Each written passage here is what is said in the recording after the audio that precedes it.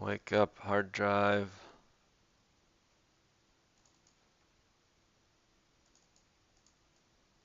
Only to be displaced by worst demagogues. Hello and welcome to the 114th episode of the Henry George Daily Devotional on our quest to get my friend John to become a Georgist. I don't know, people don't like to admit when they're beaten. Um, he's kind of a Georgist now, but he is definitely one who doesn't think it'll happen anytime soon. I guess. I don't know. He may not even confess to that much. All right. We're still in book 10, The Law of Human Progress. We are still in chapter 4. Uh, how civilization might decline, how modern civilization may decline. George writes, where there is anything like an equal distribution of wealth, that is to say, where there is general patriotism, virtue, and intelligence, the more democratic the government, the better it will be. But where there is gross inequality in the distribution of wealth, the more democratic the government, the worse it will be. For while rotten democracy may not in itself be worse than rotten autocracy, its effects upon national character will be worse. To give the suffrage to tramps, to paupers, to men to whom the chance to labor is a boon, to men who must beg or steal or starve, is to invoke destruction. To put political power in the hands of men embittered and degraded by poverty is to tie firebrands to foxes and turn them loose amid the standing corn. It is to put out the eyes of a Samson and to twine his arms around the pillars of national life. Yeah, this is a crazy paragraph, basically despairing of democracy in the face of wealth inequality. Again, I repeat that this was exactly the same year, or the next year is when Aristotle's Constitutions was first published, when modern society learned about sortition. Of course, I don't know much about the history of sortition. Um, I mean, direct democracy clearly was known, where everyone could vote upon a legislative act. However, it was also very much understood that as soon as you get a large society, that has a lot of drawbacks, issues, inefficiencies.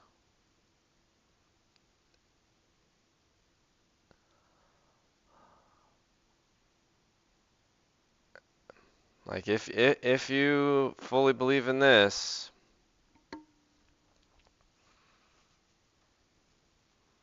how could the USA be saved in a sense?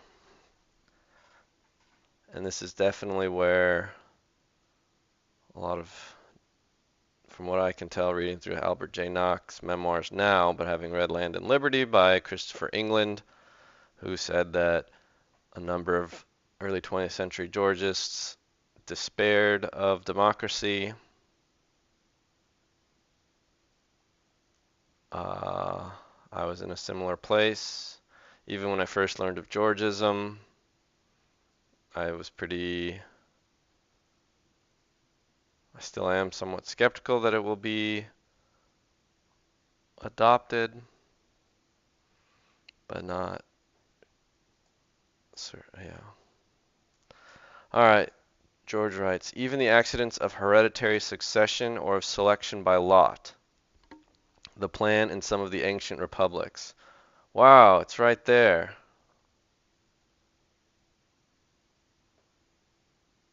Well, that's weird. I wonder if, hmm, may sometimes place the wise and just in power. I guess he's referring to just selecting a singular leader by lot. This was not something like a sortition body. But in a corrupt democracy, the tendency is always to give power to the worst. Honesty and patriotism are weighted, and unscrupulousness commands success. The best gravitate to the bottom, the worst float to the top, and the vile will only be ousted by the viler. While his national character must gradually assimilate to the qualities that win power and consequently respect, that demoralization of opinion goes on, which in the long panorama of history we may see over and over again, transmuting races of free men into races of slaves. Yeah, I'm pretty sure this selection by lot here, especially when it's contrasting with hereditary succession, refers to only the selection of a head of state. Nothing like forming a legislative body by drawing of lots among a citizenry. This was probably a selection by lot of some pool of aristocrats or clergy, if I don't know. Anyway, I wonder, yeah, I don't know how I could learn more about what he's talking. Yeah, he definitely doesn't. I mean, I've read this before. I haven't read this since I had studied sortition, and I'm definitely George does not talk about this idea very much at all in Progress and Poverty in the remaining little bit we have left. And of course, he hasn't talked about it much here up to this point either. As in England in the last century, when Parliament was but a close corporation of the aristocracy, a corrupt oligarchy clearly fenced off from the masses may exist without much effect on national character, because in that case power is associated in the popular mind with other things than corruption. But where there are no hereditary distinctions and men are habitually seen to raise themselves by corrupt qualities from the lowest places to wealth and power, tolerance of these qualities finally becomes admiration. A corrupt democratic government must finally corrupt the people, and when a people become corrupt, there is no resurrection. The life is gone, only the carcass remains, and it is left but for the plowshares of fate to bury it out of sight. It's hard for me to, and I'm also like some sort of scared of openly saying that perhaps a lot of these modern freedoms have not been worth it. I think all of the modern freedoms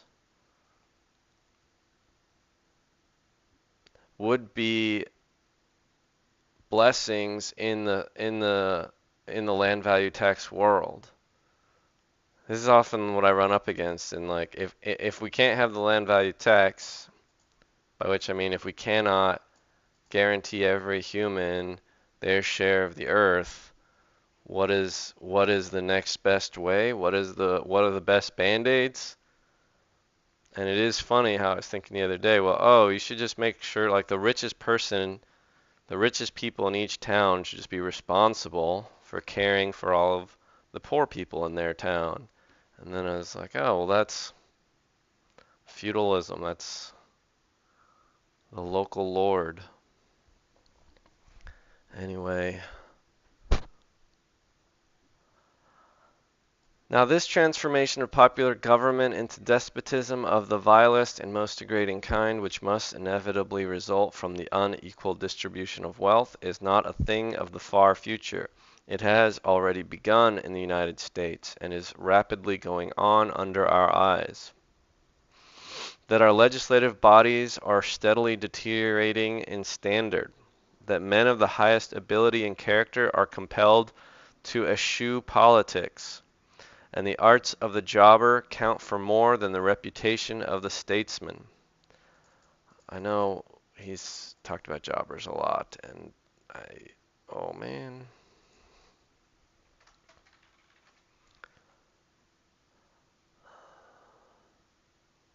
It's the middle, but I think jobber definition historical.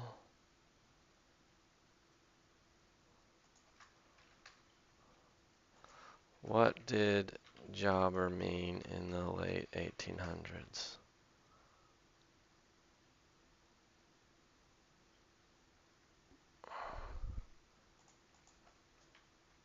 Was it condescending?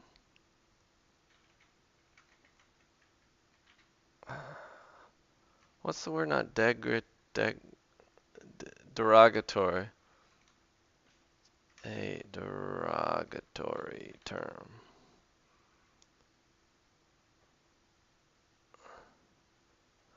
A jobber might have been viewed as someone who engaged in opportunistic or unethical dealings, such as exploiting their position for personal gain through favoritism, bribery, or influence peddling. In this context, it could imply corruption or dishonesty. I think that is our context. That voting is done more recklessly and the power of money is increasing, that it is harder to arouse the people to the necessity of reforms and more difficult to carry them out, that political differences are ceasing to be differences of principle, and abstract ideas are losing their power, that parties are passing into the control of what in general government would be oligarchies and dictatorships, are all evidences of political decline. The type of modern growth is the great city. Here are to be found the greatest wealth and the deepest poverty. And it is here that popular government has most clearly broken down. In all the great American cities, there is today as clearly defined a ruling class as in the most aristocratic countries of the world. I think the ruling classes have learned to hide themselves much, much more. If anything, that's the great difference. They dress down, they travel surreptitiously, or they even take their helicopters around. Its members carry wards in their pockets, make up the slates for nominating conventions, distribute offices as they bargain together, and though they toil not, neither do they spin. Wear the best of raiment and spend money lavishly. Though they toil not, neither do they spin. They are men of power, whose favor the ambitious must court, and whose vengeance he must avoid. Who are these men? The wise, the good, the learned? Men who have earned the confidence of their fellow citizens by the purity of their lives, the splendor of their talents, their probity and public trust, their deep study of the problems of government? See, I knew that was going to be a question. No, they are gamblers, saloon keepers, pugilists, or worse, who have made a trade of controlling votes and of buying and selling offices and official acts. They stand to the government of these cities as the Praetorian Guards did to that of declining Rome. He who would wear the purple, fill the curule chair,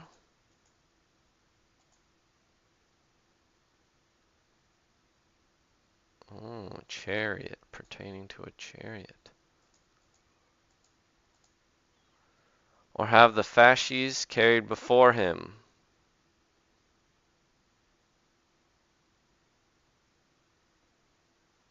Italian symbol. Must go or send his messengers to their camps, give them donatives. I guess that just means donation. I'm not looking that one up. And make them promises. It is through these men that the rich corporations and powerful pecuniary interests compact the Senate and the bench with their creatures. It is these men who make school directors, supervisors, assessors, members of the legislature, congressmen. Why there are many election districts in the United States in which a George Washington, a Benjamin Franklin, or a Thomas Jefferson could no more go to the lower house of a state legislature than under the ancient regime a base-born peasant could become a marshal of France. Their very character would be an insuperable disqualification. In theory, we are intense democrats. The proposal to sacrifice swine in the temple would hardly have excited greater horror and indignation in Jerusalem of old than would among us that of conferring a distinction of rank upon our most eminent citizen. Yeah. But is there not growing up among us a class who have all the power without any of the virtues of aristocracy? Yeah, there's a weird sense in which aristocracy is hard to overthrow when it was coupled with this noblesse oblige and this idea, like, that they were of higher blood and they were oftentimes honorable and generous. So it would be kind of hard to condemn that. And now it's a little hard to condemn just the wealthy because they seem to be just like us, like us. I don't know. We have simple citizens, and they can always play that card. I'm just a simple citizen. Mr. President. What a funny term.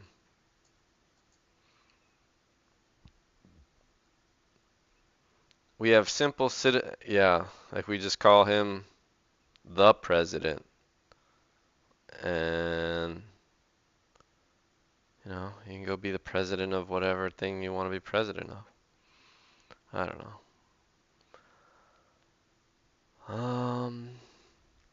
We have simple citizens who control thousands of miles of railroad, millions of acres of land, the means of livelihood of great numbers of men, who name the governors of sovereign states as they name their clerks, choose senators as they choose attorneys, and whose will is as supreme with legislatures as that of a French king sitting in bed of justice.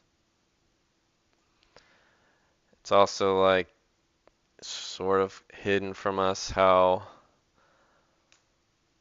we think of the United States as it is one country, but it is one country of many kingdoms. As I've become more active in local politics, I've begun to see there are sort of the kings and queens of Los Angeles or Orange County, even the local lords of Los Alamitos or Artesia, or Santa Ana.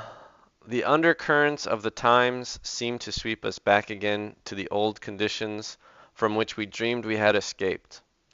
The development of the artisan and commercial classes gradually broke down feudalism after it had become so complete that men thought heaven as organized on a feudal basis, and ranked the first and second persons of the Trinity as suzerain and tenant-in-chief. But now the development of manufactures and exchange acting in a social organization in which land is made private property and threatens to compel every worker to seek a master, as the insecurity which followed the final breakup of the Roman Empire compelled every freeman to seek a lord.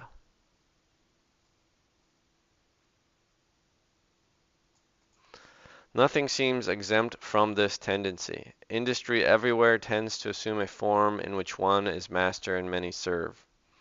And when one is master and the others serve, the one will control the others, even in such matters as votes.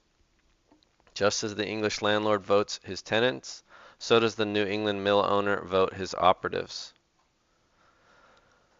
There is no mistaking it. The very foundations of society are being sapped before our eyes while we ask, okay, not finishing this. While we ask, how is it possible that such a civilization as this, with its railroads and daily newspapers and electric telegraphs, should ever be destroyed? And against this, all these comments, I say that we have yet progressed further. Is that simply the great momentum of the new world? Is that because George was wrong in his analysis? Is that sort of made more complicated by many of the sort of band-aids toward many of the band-aids to ameliorate the devastations of private property in land that have, elongated or propped up the American empire? You also have the world wars and many other wars that have mixed things up.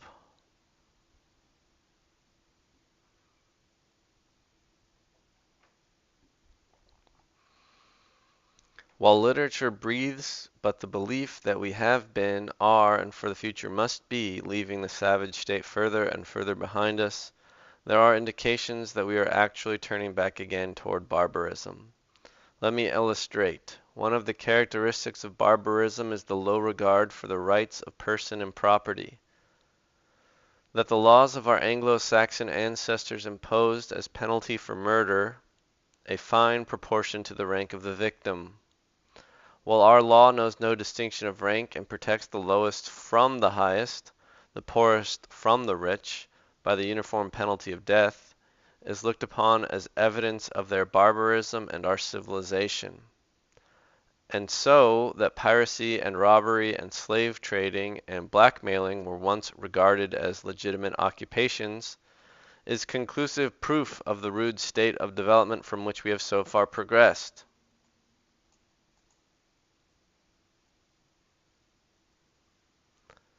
That's weird. I mean, slave trading and piracy, perhaps. Robbery and blackmailing, legitimate occupations, I don't know. But it is a matter of fact that in spite of our laws, anyone who has money enough and wants to kill another may go into any one of our great centers of population and business and gratify his desire and then surrender himself to justice, with the chances as 100 to 1 that he will suffer no greater penalty than a temporary imprisonment and the loss of a sum proportioned partly to his own wealth and partly to the wealth and standing of the man he kills. His money will be paid not to the family of the murdered man who have lost their protector, not to the state, which has lost a citizen, but to lawyers who understand how to secure delays, to find witnesses, and get juries to disagree.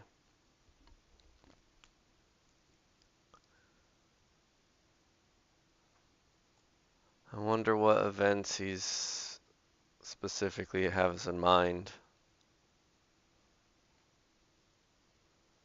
And so if a man steal enough, he may be sure that his punishment will practically amount but to the loss of a part of the proceeds of his theft. And if he steal enough to get off with a fortune, he will be greeted by his acquaintances as a Viking might have been greeted after a successful cruise. Even though he robbed those who trusted him, even though he robbed the widow and the fatherless, he is only to get enough, and he may safely flaunt his wealth in the eyes of day. I think so much of the theft that happens now, we don't even, we often don't even see it or hear about it. I mean, the big ones make it in the news occasionally.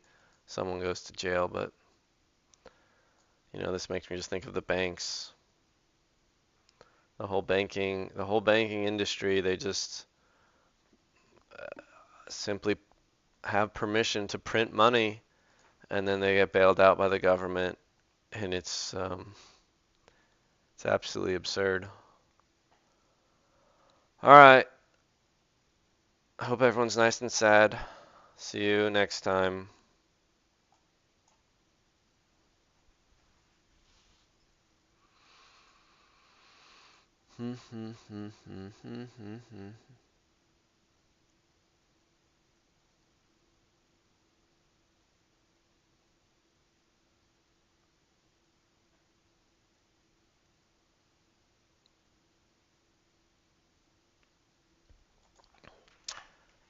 Yeah, I think it would be fun to set up some kind of prediction market for people to bet on this prior.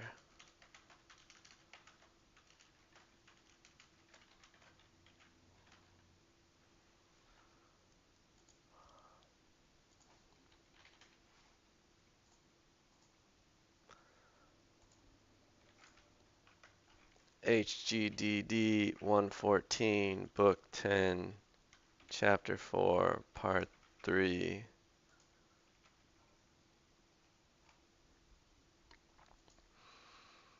What are we going to describe this one?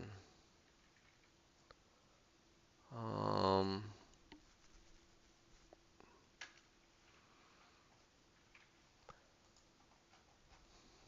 where do we stop?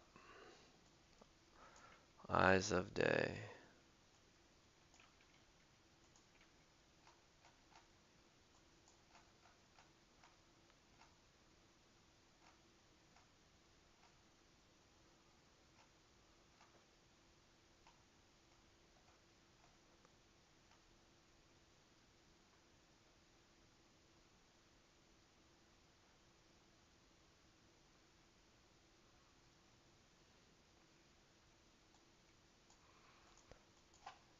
Democracy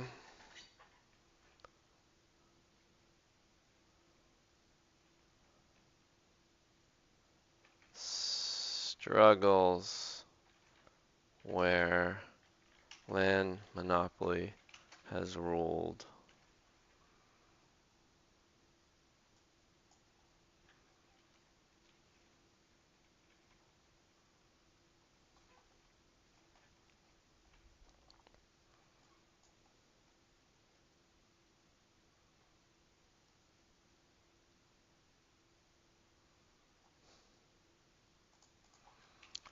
George complains about the ongoing tyranny and evidences of corruption in society, the fact that good men avoid politics, and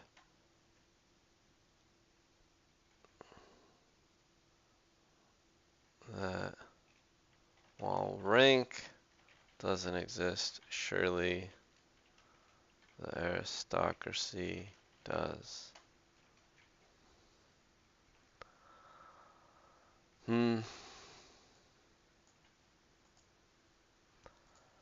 New episode.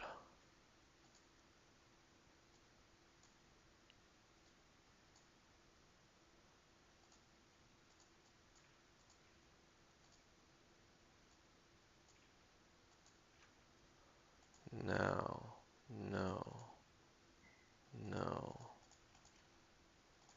114.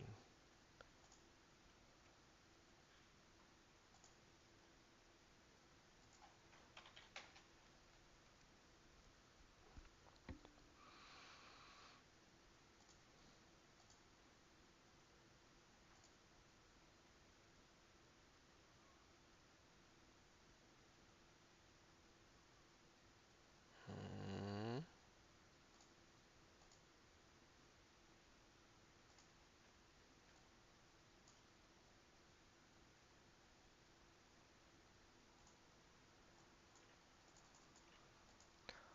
All right. Goodbye, stream.